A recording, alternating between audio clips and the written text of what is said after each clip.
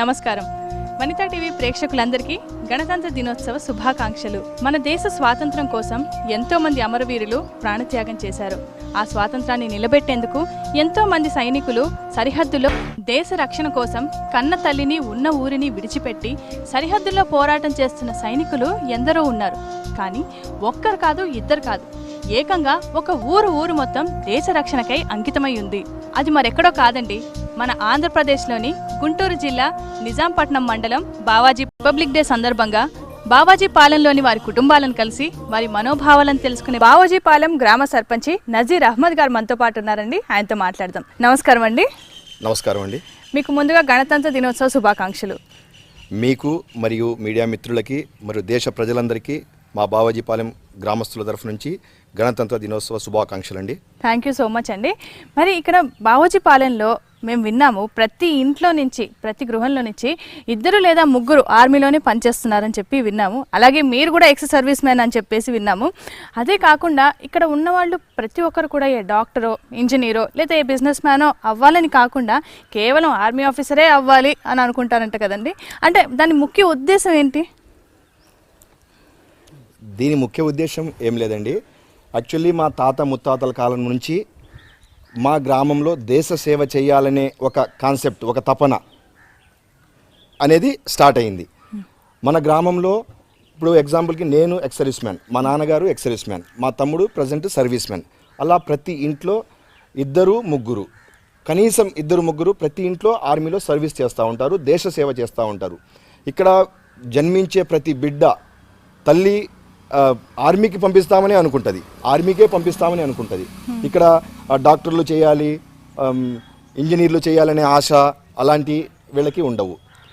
అలాగే ఇక్కడ ప్రతి మహిళ అంటే మన యువతులు మ్యారేజ్ చేసుకోవాలంటే మిలిటరీ వాడినే చేసుకోవాలి అనేది ఒక మా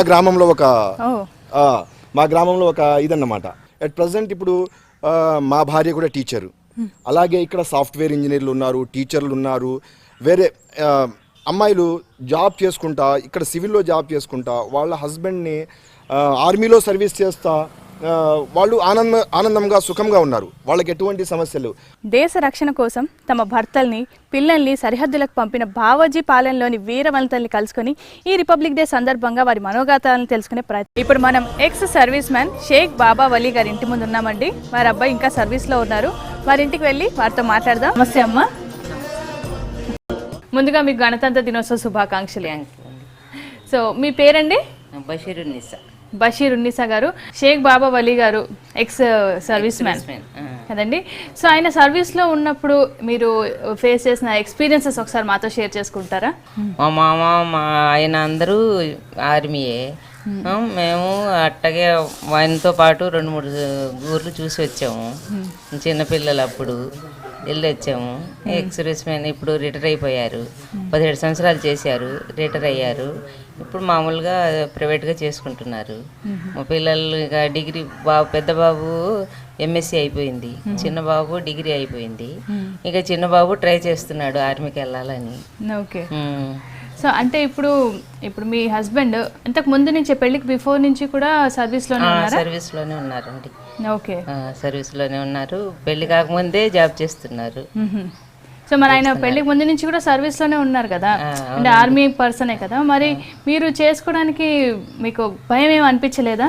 అట్లా భయం ఏం లేదండి. మా నాన్నగారు, మా అన్నయ్య వాళ్ళు అందరూ అదే జాబ్ కదా, వాళ్ళందరికీ చూస్తున్నాం కదా చిన్నప్పటి నుంచి. ఇంకా అదే అలవాటు అయిపోయింది. మాకు భయం అనేది ఏం లేదు, మామూలుగానే ఉన్నాం, చేసుకున్నాం.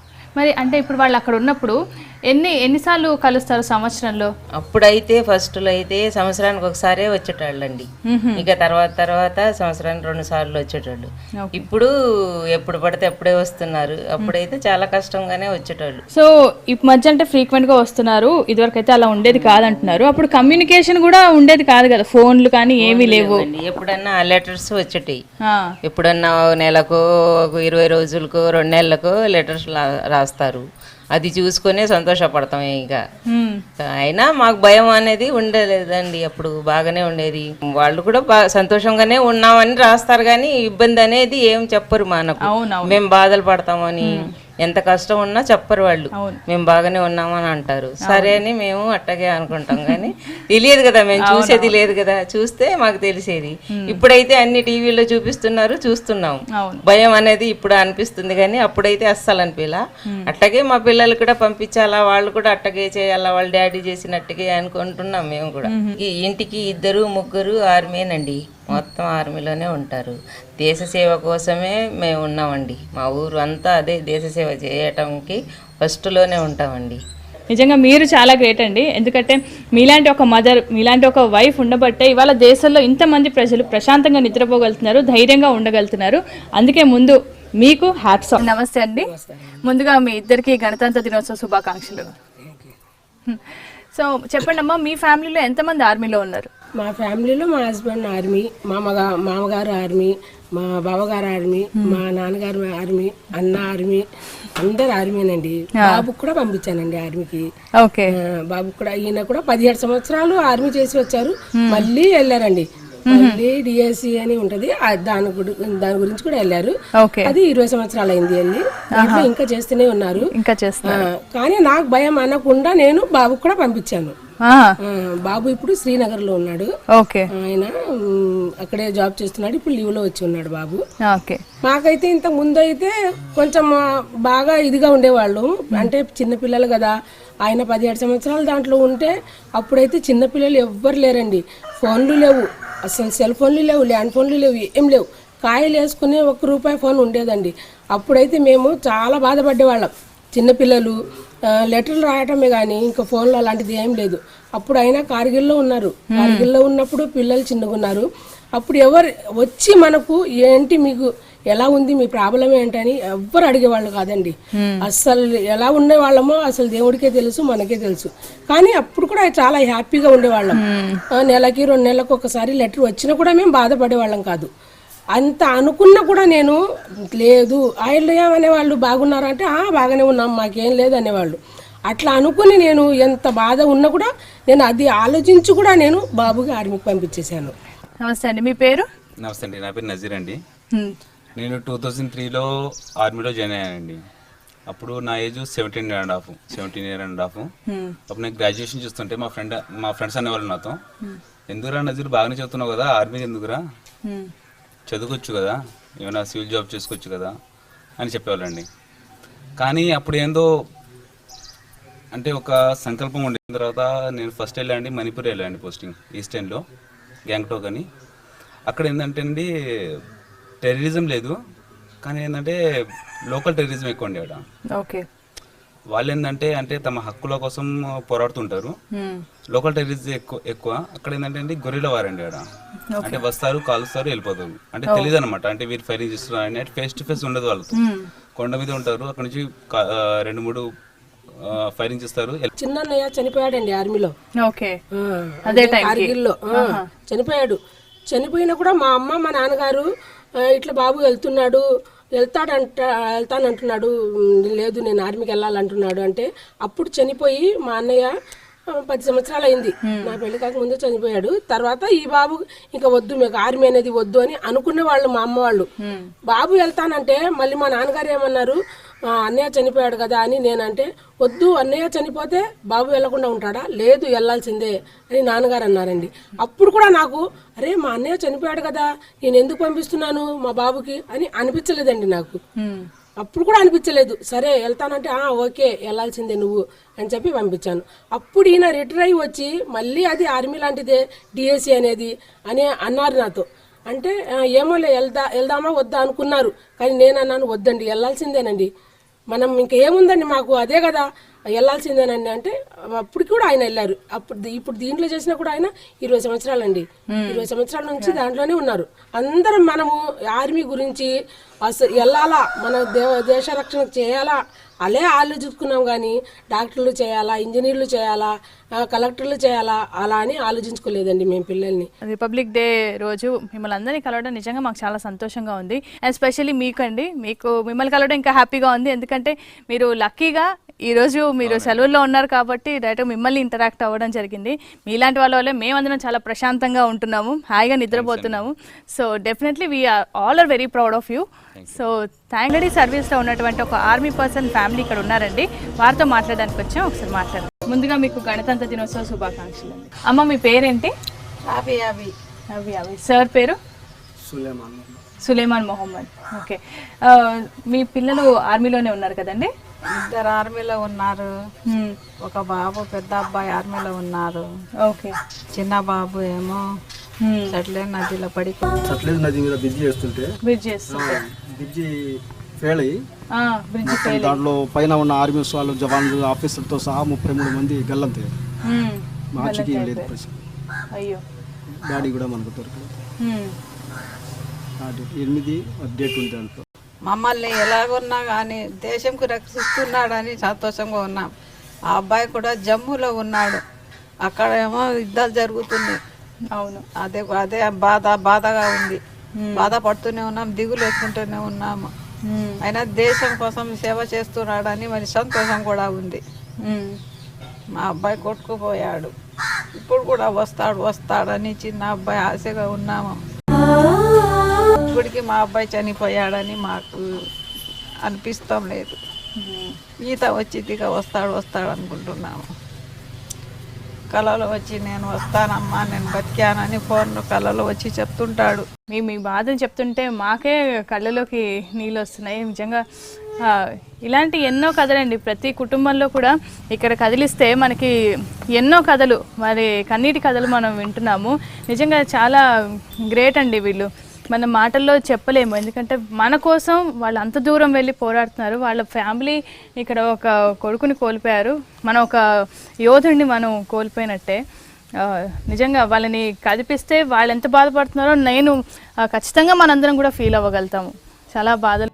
నమస్కారం అమ్మా. నమస్కారం అమ్మ. ఎలా ఉన్నారు? బాగున్నా. మీ పేరు? సాబిరునిసా.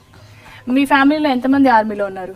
మా ఫ్యామిలీలో మా ఆయన, మా పెద్ద అబ్బాయి, చిన్న అబ్బాయి మొత్తం ముగ్గురు ఉన్నారు. ఓకే. మీ హస్బెండ్ అయిపోయిందా అండి సర్వీస్? ఏమో 24 సంవత్సరం ఆర్మీ చేశారు. డిఎస్సిలో 13 సంవత్సరం చేశారు. మా ఆయన దిగి వచ్చారు. ఇప్పుడు పిల్లలు ఇద్దరు సర్వీస్ లో ఉన్నారు. సర్వీస్ ఉంటే చిన్న అబ్బాయి ఏమో ఆర్మీలో ఆగరాలో ఉన్నాడు. నా కొడుకు ఫ్యామిలీ తీసుకెళ్ళి ఉన్నాడు అక్కడ.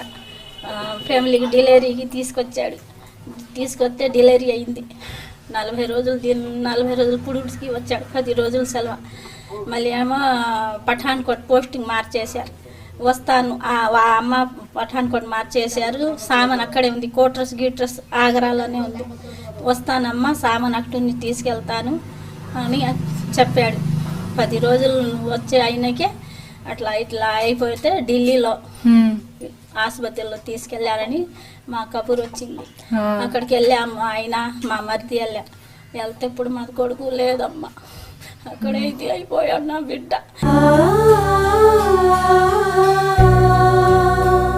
ఇది చూసుకొని ఏడుస్తున్నాను నా బిడ్డకి. రోజు స్నానం చేసి వచ్చి బెత్తి పెట్టుకొని ఏడుస్తాను నా బిడ్డకి. నా బిడ్డ ఎక్కడ దొరుకుతాడని ఏడుస్తున్నాను. నా మనవరాలకి తండ్రి లేదని ఏడుస్తున్నాను. మీరు ముందు ధైర్యంగా ఉండి ఆరోగ్యంగా ఉంటే నిజంగా మీ ఇంకా మిగతా ఉన్నారు కదా, మీ పెద్ద అబ్బాయి ఉన్నారు, మీ మనవలు ఉన్నారు. మీరు కొంచెం ధైర్యంగా ఉండి ఆరోగ్యంగా ఉంటే వాళ్ళు కూడా ఆనందంగా ఉంటారు. ఎలాగూ మనం గుర్తుకు రాకుండా ఉండలేరు, కానీ మీలాంటి అవును ఇలా అది చాలా తీరలేని లోటు అది. కానీ అందుకే ఇలా మనం ఏ గడపలోకి వెళ్ళినా, ఏ తలుపు తట్టినా మనకి ఏదో ఒక కథ, ఒక మర్చిపోలేని సంఘటనలు, వాళ్ళ వ్యధలు వింటున్నామండి. నిజంగా ఇలాంటి తల్లులందరికీ బాగున్నారా? మీ పేరు? సుల్తానా గారు. మీ హస్బెండ్ ఆర్మీలో ఉన్నారా? ఓకే. అంటే ఎంత ఫ్రీక్వెంట్గా వచ్చి వెళ్తుంటారు? 3 months ఒకసారి. 3 monthsకి ఒకసారి వస్తారా? ఓకే. అంటే ఆయన మ్యారేజ్ బిఫోర్ నుంచి కూడా అక్కడే ఉన్నారా?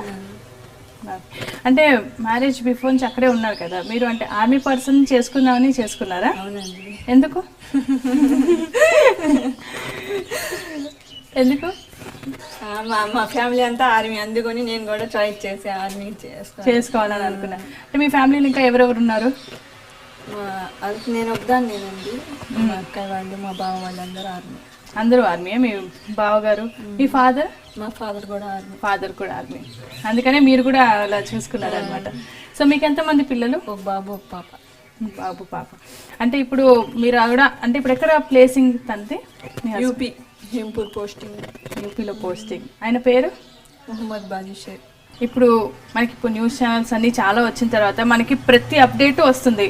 సో ఇప్పుడు మన బార్డర్స్లో జరిగేవి కానీ ఏవైనా సంబంధించి ఏదైనా న్యూస్ విన్నప్పుడు మీకు ఎలా అనిపిస్తుంది? నాకు కొంచెం భయంగా అనిపించిందండి. తర్వాత ఫోన్ చేసి కాల్ చేసినాక ఇదే మామూలు అయిపోయింది. ఓకే, అయితే కొంచెం భయం అనిపిస్తుంది, ఎందుకంటే మాకే కొంచెం టెన్షన్గా అనిపిస్తుంది.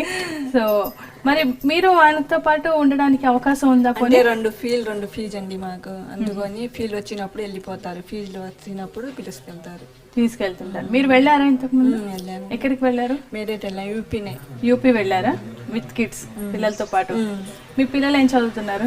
బాబు ఫస్ట్ క్లాస్, పాప యూకేజీ. ఇప్పుడు మామూలుగా వేరే ఉద్యోగాలు చేసేవాళ్ళు వేరు, అండ్ అక్కడికి వెళ్ళి బార్డర్స్లో ఇలా దేశ సేవ చేసేవాళ్ళు వేరండి. సో మీకు ఎలా అనిపిస్తుంది? అంటే గర్వంగా అనిపిస్తుందా, భయంగా అనిపిస్తుందా, ఎలా అనిపిస్తుంది మీకు? కొంచెం ఫస్ట్ లో ఇదిగా భయంగానే అనిపించింది, తర్వాత మామూలు అయ్యింది.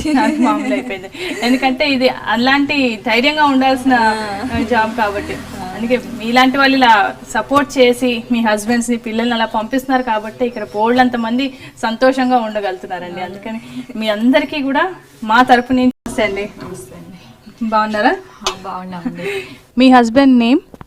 నాగరాజ్ కుమార్ అండి. సో అంటే ఇప్పుడు ఎక్కడ తన ప్లేస్మెంట్? సిక్కిం అండి, సిక్కిం చైనా బోర్డర్లో చేస్తున్నారు. సో అంటే మ్యారేజ్ బిఫోర్ నుంచి కూడా ఆయన ఆర్మీలోనే ఉన్నారా? మన మ్యారేజ్ బిఫోర్ నుంచి ఆర్మీలోనే ఉన్నారండి. అంటే మీరు సిక్కింకి వెళ్ళి ఉండే అవకాశం ఏదైనా ఉంటుందా? ఉండదండి, బోర్డర్లో కాబట్టి వీలు పడదండి. ఓకే. సో అంటే ఇప్పుడు మీరు BA వరకు చదువుకున్నారు కదా, మీరు ఏదైనా జాబ్ చేస్తున్నారా ఇప్పుడు? లేదండి, జాబ్ ఏం లేదు, హౌస్ వైఫ్ మామూలుగా. ఎంతవరకు చదువుకున్నారు? BA వరకు చదువుకున్నాను. మరి BA వరకు చదువుకున్నారు కాబట్టి నేను ఒక సాఫ్ట్వేర్ అబ్బాయినో లేకపోతే డాక్టర్నో బిజినెస్ మ్యానో చేసుకుందాం అని అనుకోకుండా మీరు ఆర్మీ పర్సన్నే ఎందుకు చేసుకున్నారు? ఆర్మీ పర్సన్ అంటే ఆర్మీ అయినా దేశానికి సేవ చేయడమే కదండి, అవును, అది కూడా ఒక గొప్ప విషయమే కదా, అవును. అందుకని ఆర్మీ అతనే చేసుకున్నాను. ఓకే.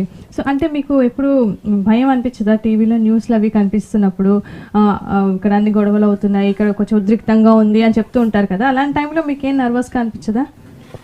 అంటే కొంచెం బోర్డర్లో అట్లా ఉన్నప్పుడు కొద్దిగా భయం అనిపిస్తుంది, కానీ మన వాళ్ళు కూడా దేశం కోసం కొంచెం కష్టపడి పనిచేస్తుందని మనకి కొంచెం గర్వంగా ఉంటుంది, ప్రజల కోసం సేవ చేస్తున్నాం అనేది ఉంటుంది.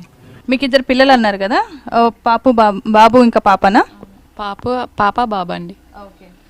సో మరి ఇప్పుడు మీ బాబు ఉన్నాడు, ఫ్యూచర్లో నేను కూడా ఆర్మీకి వెళ్తానమ్మా, నేను అక్కడికే వెళ్ళి చేయాలనుకుంటున్నాను అంటే పంపిస్తారా? డెఫినెట్గా అండి, వాళ్ళ ఇష్టం అండి, వాళ్ళు అంబిషన్ ఏముంటే అది ఆర్మీకి వెళ్తాను అంటే ట్రై చేస్తే ఆర్మీకే పంపిస్తామండి. ఓకే. సో అదే, ఎందుకంటే జనరల్గా మదర్స్ ఎవరన్నా ఆర్మీకి పంపించాలి అంటే అమ్మో అని భయపడతారు కదా, అందుకని. భయం ఏముందండి, అందరూ చేస్తున్నారు కదా, మనం కూడా దేశానికి పుట్టినందుకు ఎంతో కొంత సేవ చేస్తూ ఉండాలి కదండి. అంటే మీ ఫ్యామిలీలో ఇంకా ఎవరైనా ఉన్నారండి ఆర్మీ పర్సన్స్? ఉన్నారండి, మా తమ్ముళ్ళు మా బావలు అందరూ ఉన్నారండి. ఇలా రిపబ్లిక్ డే సందర్భంగా మీ అందరినీ కలవడం మాకు చాలా సంతోషంగా ఉందండి. అలాగే మా వనితా టీవీ ప్రేక్షకులు కూడా చాలా సంతోషపడతారు, అలా మీ నుంచి చాలా ఇన్స్పిరేషన్ కూడా పొందుంటారు. చూశారు కదండి, బావాజీ పాలెంలోని ఏ తలుపు తట్టినా ప్రతి ఇంటి నుంచి 2, 3 లేదా అంతకు మించి సైనికులు దేశ రక్షణలో నిమగ్నమై ఉన్నారు. ఈ స్పెషల్ ఎపిసోడ్ చూసి మీరందరూ ఇన్స్పైర్ అయ్యారని మనస్ఫూర్తిగా ఆశిస్తూ మీ అందరికీ మరొకసారి గణతంత్ర దినోత్సవ శుభాకాంక్షలు.